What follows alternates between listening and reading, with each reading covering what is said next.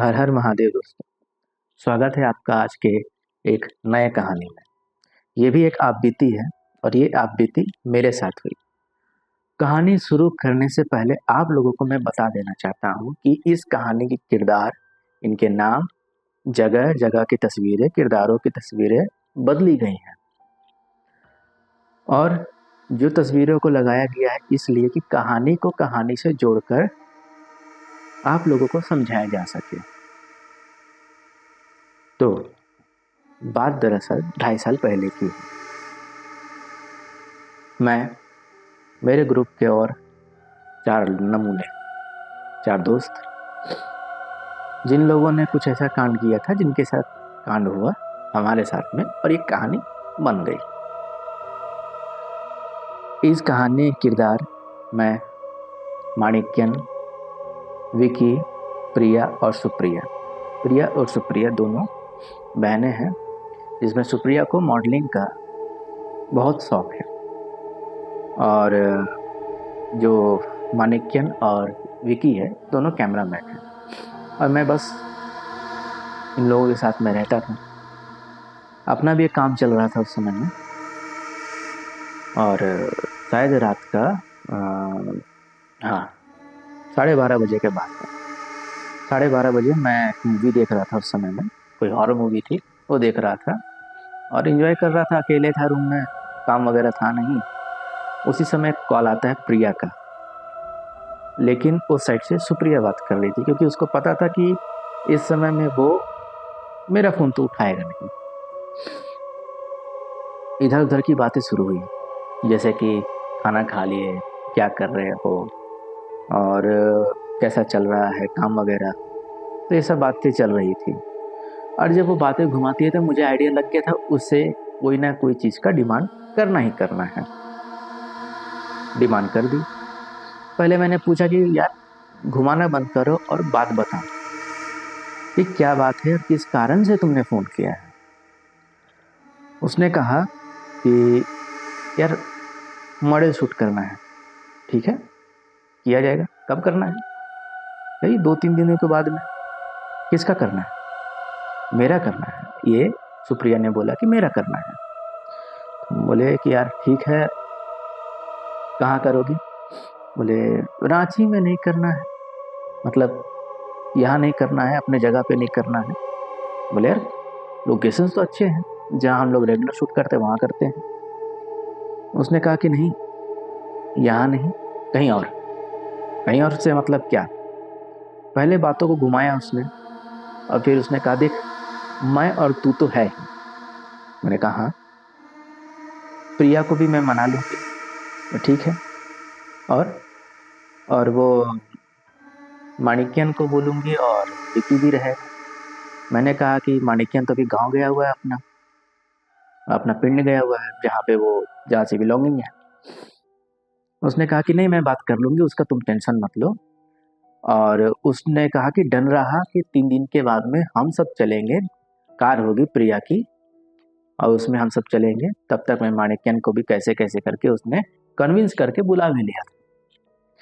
उसने अपने माइंड में सारा प्लान बना लिया था, कहाँ जाना है, कहाँ रुकना है, कैसे कैसे किस किस जगह घूमना है, सब बना लिया था। बस मुझे इन्फॉर्म करना था उससे, क्योंकि देना था पैसा। बोले ठीक है यार, चलो, जब उड़ता तीर छाती पे ले ही लिया है तो क्या कर सकते हैं। हम सब 3 दिनों के बाद सुबह 4 बजे निकले और करीबन अच्छा खासा सफ़र करने के बाद में, हिंदी वाला नहीं अंग्रेजी वाला सफ़र करने के बाद में हम सब लोकेशन तक पहुँचे। और अंग्रेजी वाला सफ़र क्यों? जहाँ वो अच्छा लोकेशन देखे, कोई बहुत बढ़िया पेड़ है, कोई ऊंची पहाड़ी है या कोई ऐसा जगह है कि जो फोटो शूट के लायक है, वो वहाँ कार रुकवा करके वहाँ खड़ा होकर के अपना थोड़ा बहुत छोटा मोटा शूट करवा ही लेती, फोटो शूट। पहुँचते पहुँचते एक लोकेशन में पहुँचे और ये अपने झारखंड से बाहर का लोकेशन है। अच्छा खासा समय लग गया था पहुँचने में। लोकेशन को और उस होटल का नाम, मतलब जिस जगह पे रुका था, जिस विला पे रुका था, उसका नाम मैं बता नहीं सकता, डिस्क्लोज नहीं कर सकता। होता क्या है कि उस विला पर पहुंचा। पहुंचने के बाद में वहाँ का केयरटेकर आए और हमारी वार्तालाप हुई एक दूसरे से, जान पहचान की, कौन हूँ, किस लिए आया हूँ, वगैरह वगैरह सारा बातें मैंने बताई। और उसने कहा कि हाँ सर, मुझे एक फ़ोन आया था, आप लोगों का ये दो रूम बुक है आप लोगों का, तो जो कि फर्स्ट फ्लोर में है। मैंने कहा कि किसने फ़ोन किया था? तो इधर मैं इन लोगों को देख रहा था, सुप्रिया ने इशारा किया, तो मैं समझ गया इसने कोई ना कोई जुगाड़ लगाया है। तो मैंने पूछा कि चार्ज कितना है? उन्होंने कहा कि एक 1 डे का 5000 है, एक रूम का। मैंने कहा यार 2 रूम है भाई, अगर 3 दिन रुकना है तो अच्छा खासा 30,000 लग जाएगा। उन्होंने कहा कि नहीं, 15,000 ऑलरेडी पेड है। फिर सुप्रिया ने इशारा किया मेरी तरफ में। बाद में पता चला उसने किसी से, अपने जान पहचान वाले से जुगाड़ करवा करके ये काम करवा दिया था। और हम सब रूम पहुंचे, मतलब रूम देखने पहुंचे, और बातें करते करते जा रहे थे केयर टेकर से। तो बाद में ये बात पता चला उनके ज़बान से कि ये जगह पहले सीरियल शूट्स के लिए यूज़ होती थी, जैसे हॉरर टीवी सीरियल वगैरह के लिए, और अभी फ़िलहाल उसकी यूज़ होती है शॉर्ट फिल्म के लिए, या फिर कोई शादी में आए हैं, पार्टीज़ वगैरह करना है, किन्हीं को प्राइवेट पार्टी करनी है, तो उसके लिए अब ये विला यूज़ होता है। पहले सीरियल्स के लिए यूज़ होता था, टीवी सीरियल्स के लिए। और देखने में भी बहुत बढ़िया था, और 5000 भी ले रहा था, बाकायदा सर्विस भी अच्छा था।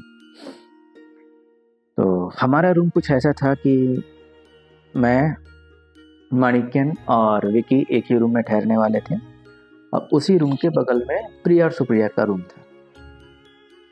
लगते ही 2 बड़े बड़े रोशनदान थे, जैसे ये पीछे देख रहे हैं उस तरह का बड़ा बड़ा रोशनदान था।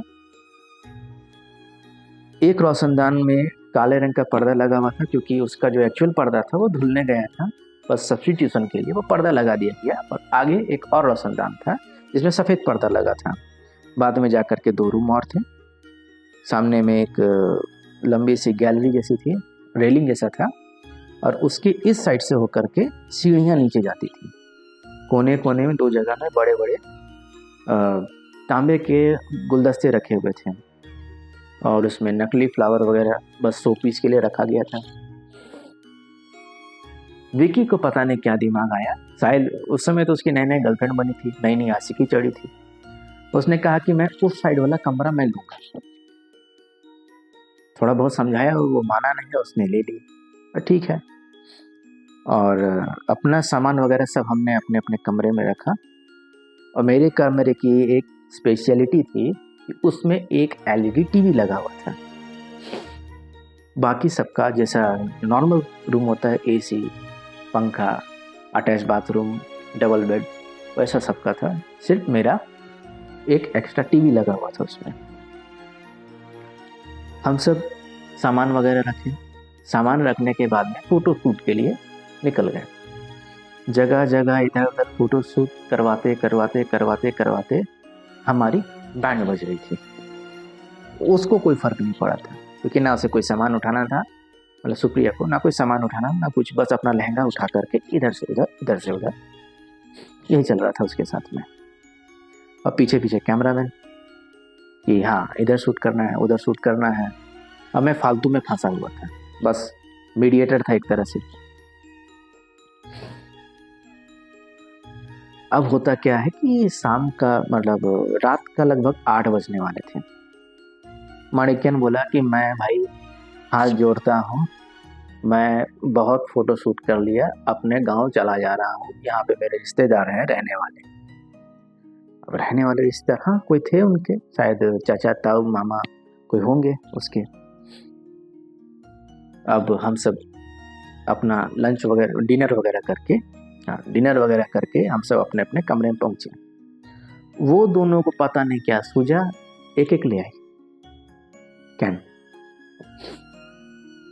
इसका लेकर के आ गई, और शायद ज़्यादा ही लाई होगी,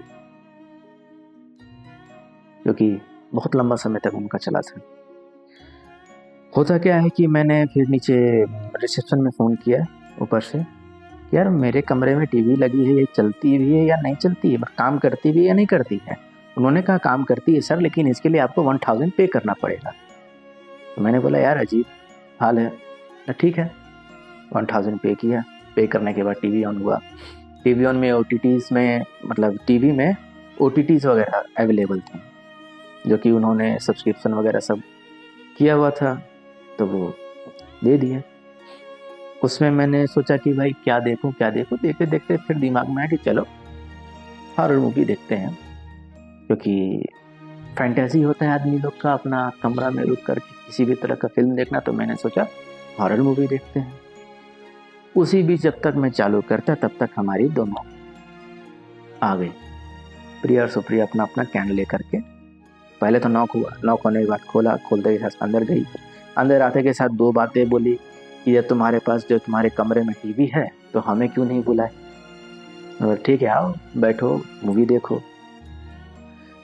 कंज्यूरिंग मूवी था, रात के 12 बज रहे थे। कंज्यूरिंग मूवी मैंने चलाया। चलते में जो शुरुआत की सीन होती है जिस समय नॉक होती है, जैसे उधर टीवी में नॉक हुआ वैसे ही हमारे दरवाजे में एक नॉक हुआ, जोर से धक धक धक ऐसे। पहले हम सब शॉक्ड हो गए, चौंक गए सुन करके कि यार अचानक से बजा है, टीवी वाला आवाज है या फिर रियल आवाज है। फिर दोबारा नॉक पड़ा, जा करके दरवाजा खोले। खोलने के बाद देखा सामने वो खड़ा हमारा विकी, चार्जर हाथ में लेकर के आया हुआ था कि बोल रहा है भैया चार्जर मेरा खराब हो गया है, अपना चार्जर दोगे। हम बोले मतलब तुम चार्जर लेने के लिए वहां से निकला, नॉक किया, कॉल नहीं कर सक रहा था। बोला भैया डिस्टर्ब नहीं करना चाहते थे। बोला तो ये क्या है, डिस्टर्ब ही तो है। ठीक है लो चार्जर और जा अपने कमरे में। तब तक मैंने बोला कि एक काम कर तू भी साथ बैठ ले और मूवी देख ले, लेकिन उसे नहीं आशिकी चढ़ी थी, बात करनी ही करनी थी अपनी गर्लफ्रेंड से। अपनी गर्लफ्रेंड को बोल के रखा था कि वो भी एक मॉडल है और वो अपने शूट के लिए आया है यहाँ पर। वाह रे वाह भाई। तो चलो ठीक है, गया अपने कमरे में। हम सब फिल्म देखते देखते देखते देखते टाइम बीतते गया बीतते गया बीतते गया। अब वो अपना कंप्लीट करते गए, वो सब चल ही रहा था उनका। अब होता क्या है कि एक फिल्म खत्म हुआ, दूसरे फिल्म लगवाए, दूसरा फिल्म खत्म हुआ, तीसरा फिल्म, तब तक 3 बज चुके थे, लगभग 3 बज चुके थे। और उस समय उन्होंने रिक्वेस्ट की कि इविल डेड देखना है। मैंने कहा ठीक है भाई चलो वही भी लगा देते हैं। अब सोओगी कब, कल निकलना है, कल भी तुम लोगों को शूट करना है। बोले वो हम लोग मैनेज कर लेंगे, कोई दिक्कत नहीं। तो बोले मैम कैसे मैनेज होगा यार। तो थोड़ा सा बहस हुआ, फिर बोले जी ठीक है चलो चलते हैं अपना फिल्म देखते हैं। चालू कर दिया मैंने। अब जब यहाँ पे इविल डेड शुरू हुआ ही था, उधर से उसका फोन आया, विकी का। मैं उठाया फोन, उठाने के बाद बोला कि भाई क्या हुआ, रात को फोन कर रहा है, नींद नहीं आ रही क्या। बोला भैया आप मेरे को डिस्टर्ब करना बंद कर दो, मैं सो रहा हूँ शांति से। मैं बोला कि यार मैंने कब तेरे को डिस्टर्ब किया। वो बोला कि आप अभी अभी तो तुरंत नॉक करके गए। बोले तुम्हारे कमरे से मेरे कमरे का डिस्टेंस इतना है कि तुम्हारे फ़ोन कॉल करने से पहले मैं अपने कमरे में तो आ नहीं जाऊँगा। मैं कहा हाँ भैया, एक काम कर वीडियो कॉल कर। वीडियो कॉल किया, वीडियो कॉल में दिखाया कि हम लोग तीनों चादर ओढ़ करके आराम से बैठे हैं। मैं क्या चादर ओढ़ा हुआ था, मैं एकदम साइड में कोने में बैठा हुआ था, वो लोग दोनों तो आराम से लेटी हुई हैं। बोला कि यार आप मजाक कर रहे हो, आप पक्का कुछ किए हो और बार बार आकर के मेरे कमरे के बाहर क्यों नॉक कर रहे हो। तब तक मैं बाहर से आवाज़ फिर से आती है उसकी नॉक करने की, बहुत तेज, 3 बार नॉक किया किसी ने, और वो आवाज़ यहाँ तक क्लियर आई। हमारा भी सिट्टी पिट्टी गुल, उसकी भी बैंड बज गई। दरवाजे की ओर देखा, अब बोला कौन है। उधर से आवाज़ ऐसे, और ये सारी आवाज़ हमें भी सुनाई दे रही थी। और यहाँ पर वो लोगों ने वो जो फिल्म चल रहा था उसे पॉज कर दिया था। फिर से इसने कहा कौन है, उधर से जोर से आवाज़ आई। हमारी तीनों की बैंड बजी हुई। उसकी पता नहीं क्या हालत हो रही होगी उस समय में, क्योंकि वो तो अकेले था रूम में। मन ही मन में बोला था और कर आशिकी तू। हंस गया। अब बाहर से आवाज आ रही है कदमों की। नॉर्मल पदचाप की आवाज नहीं आ रही थी। आ रही थी ऐसी कि जैसे किसी ने लोहे का बाट पहन पहन लिया हो पैर में, जैसे लोहे का वजन जो होता है ना, जो आटा वगैरह तौलने के लिए जो काम आता है, वैसा कुछ वो पहन लिया हो वो व्यक्ति, और वो चल रहा हो जमीन पे। लोहे की ठप ठप ठप ऐसी की आवाज आ रही थी, क्योंकि फ्लोर पूरा मार्बल का था और वो क्लियर आवाज आ रहा था। मैंने फोन काटा और इन दोनों को कहा, यार चलना है मिशन पर। एक तरह से मिशन ही था। उसे वहां से निकाल कर लेकर के आना। ये लोग दोनों ने पहले ही सफेद झंडी दिखा दी। हम नहीं जाएंगे भैया, माफ करो। उसे पहले ही मना किया था कि उस कमरे में मत रहे, अकेले मत रहे, हमारे साथ रह ले, लेकिन उसे शौक चढ़ा हुआ था आशिकी का, रहे वहां पर। मैंने हिम्मत बांधी, बाहुबली बना, गेट खोला, बाहर निकला। 3 बजे रात, चांदनी रात थी, अच्छे से याद है, क्योंकि रोशनदान से चांद का पूरा रोशनी आ रहा था वहां से। अब मैं चलते गया। पहला जो रोशनदान था उसका, जिसका पर्दा काला था, उसकी वजह से चांद का रोशनी ढका हुआ था, मतलब अंधेरा सा था। उस अंधेरे में खड़े होकर के मैं एक जगह ठिठक सा गया, रुक गया। और वो अंधेरा ऐसा था कि जस्ट सामने में वो पहला गुलदस्ता रखा हुआ था, उसके पीछे मैं खड़ा। मैं सामने उसके कमरे पास देख रहा हूँ कि भाई कोई आदमी खड़ा भी है कि नहीं खड़ा है। मेरे को भी लग रहा था कि यार क्या हो सकता है कि कोई मजाक भी कर रहा हो। अब हुआ क्या कि मेरी नजर गई दूसरे रोशनदान पर। पहले लगा कि पर्दा थोड़ा ज्यादा लंबा नहीं हो गया सफेद वाला। मैं फिर ध्यान से देखता हूँ कि कोई व्यक्ति खड़ा है जिसका सर नहीं है, जिसका सर नहीं है। अब शांति, पूरी तरह से सन्नाटा चारों तरफ। मुझे कुछ सूझ नहीं रहा है कि मैं उसके कमरे तक कैसे जाऊं, क्योंकि अगर बेटा मर मारा गया तो अगले दिन मुझे ही जवाब देना है कि इसे लेकर के आया, कैसे लेकर के आया। अब वो धीरे धीरे इधर और ऐसे टर्न हो रहा था, इधर से उधर। मेरी बीपी हाई हुई थोड़ी सी डर की वजह से। शुरू कर दिया हनुमान चालीसा। श्री गुरु चरण सरोज रज निज मन मुकुर सुधार, वरन रघुवर विमल जैसे जो दायक बलचार। ये शुरू ही हुआ था। सामने से अचानक से हवा चली, पहली वाली रोशनदान से। रोशनदान खुला, मैं एक्सपोज। लाइट मेरे ऊपर सीधे पड़ी, मतलब जैसे पर्दा जो था वो हटा। पर्दा हटते ही चांद की रोशनी मुझ पर पड़ी। मैं पूरी तरह से एक्सपोज उसके सामने। वो मेरे तरफ टर्न हुआ, झटके से दौड़ते हुए मेरे पास आया तुरंत, मतलब 1 सेकंड का लेट नहीं लगा। टर्न होते ही वो मेरे तरफ दौड़ते आया। मैंने आओ देखा ना था, उठाया गुलदस्ता और मारने को जैसे तैयार हुआ। अब डर के मारे क्या करे आदमी, जैसे मारने को तैयार हुआ तुरंत चादर खोलते खोलते बोलता है, भैया भैया मैं भैया विक्का। विक्की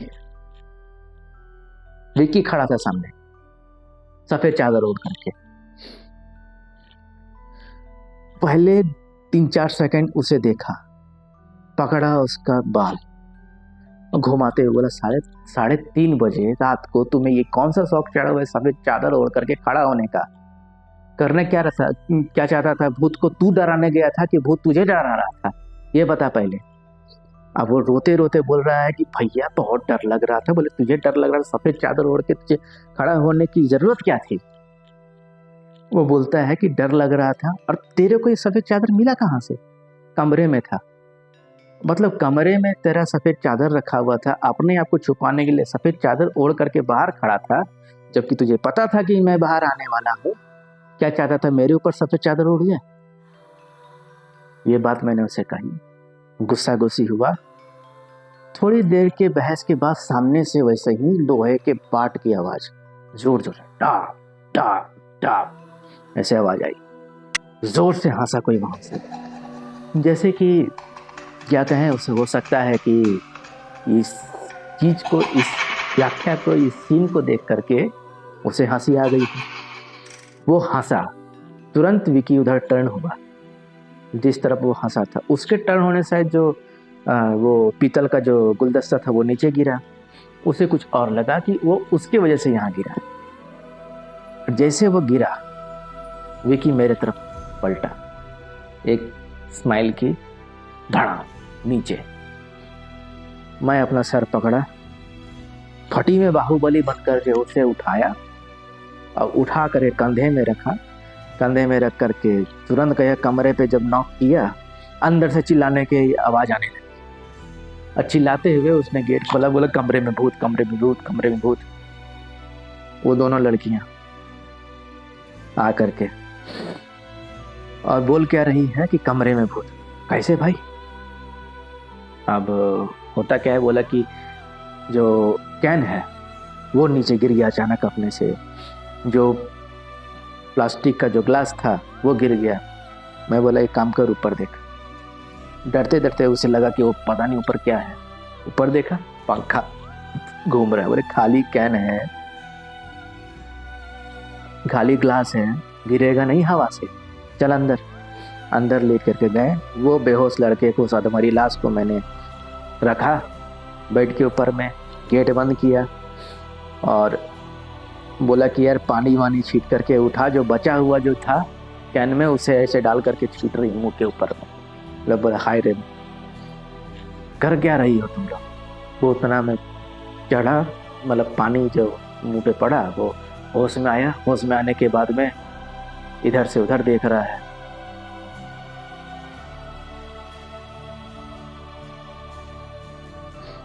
इधर से उधर जब वो देख रहा है, देखने के बाद में वो, उसका रिएक्शन कुछ अलग है। वो देखते देखते ऐसे करता है और हंस रहा है और अजीब आवाज में है, इस तरह से वो हंस रहा है करके। अब हमारी भी हालत खराब हो गई वो देख करके कि यार इसके साथ हुआ क्या है। अगर इसे सही से ले करके नहीं गए तो घर वाले इसके तो हमें खोल देंगे अच्छे से। सुबह के 5 बजे जब केयर टेकर जो था, जो मैनेजर था, केयर टेकर नहीं, जो मैनेजर था, वो घर आया, उसे पकड़ा और पहले तो पूरा अच्छे से सुनाया ये क्या है। फिर मैनेजर ने बोला सर हमें ऐसा लगता था, सुनने में आया था कि कई सारी ऐसे शूटिंग में, हॉरर सीरियल शूटिंग में कुछ ऐसे चीज़ें हुई है, तो बस मैं टेस्ट करना चाहता था। मैं बोला कि भाई क्या हमारे लाश के ऊपर टेस्ट करना चाहते थे? इसका क्या करें ये बताओ। उसने कहा कि आप एक काम कीजिए, किसी मंदिर में जाइए, कहीं पर जा कर के दिखा लीजिए, हम तो कुछ नहीं कर सकते हैं। तो आप एक काम कीजिएगा कि इसका पैसा हम वापस आपको कर देंगे, हाथ जोड़ करके आपसे माफ़ी मांगते हैं। तभी सुप्रिया को आइडिया आया कि अरे हम लोग अगले दिन तो महाकालेश्वर जाने वाले थे। हम बोले हाँ तो चलिए। हम बोले कौन गाड़ी चलाएगा, मेरे को नहीं आता। बोले प्रिया को आता है ना। प्रिया बोली कि नहीं मैं नहीं चलाऊंगी, मैं बहुत थक जाऊंगी। मैंने बोला एक काम कर, ठीक है मैं आगे बैठता हूँ, गाड़ी चलाता हूँ, और तू एक काम कर, तू इसको लेकर के बैठ जा। अब इसका चेहरा और इसकी हरकतें देखिए। बोले नहीं मैं गाड़ी चला लूँ, कोई दिक्कत नहीं। तो वाह, चलाओ गाड़ी। गाड़ी चलाया, पहुँचा।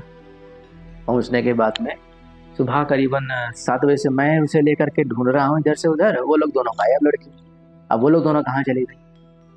इसे पकड़ा, तब जाकर के एक अवघड़ बाबा दिखे, जिन्होंने ये कहा कि